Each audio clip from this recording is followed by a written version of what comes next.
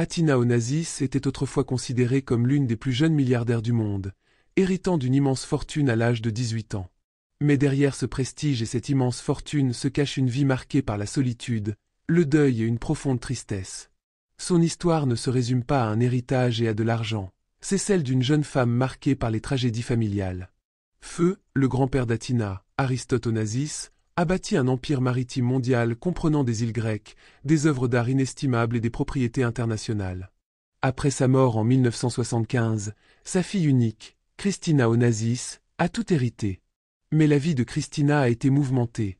Elle a lutté contre la dépression, des mariages ratés et des relations tumultueuses. Lorsqu'elle est décédée subitement d'un édème pulmonaire en 1988, sa fille unique, Athina, âgée de 3 ans seulement, est devenue l'héritière de la fortune des Onassis. Élevée loin du public, l'enfance d'Athina fut loin d'être idyllique.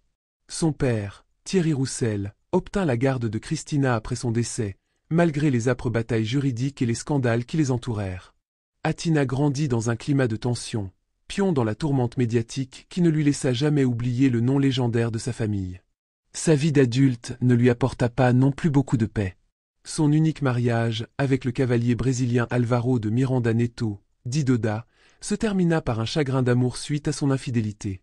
C'est l'un de ses propres agents de sécurité qui lui révéla la vérité, la poussant à partir et à demander le divorce.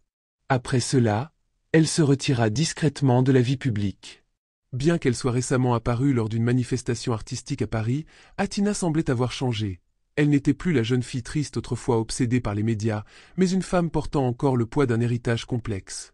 Elle a vendu l'île chérie de Scorpio, lieu de repos de sa mère, de son oncle et de son grand-père, un signe douloureux de départ.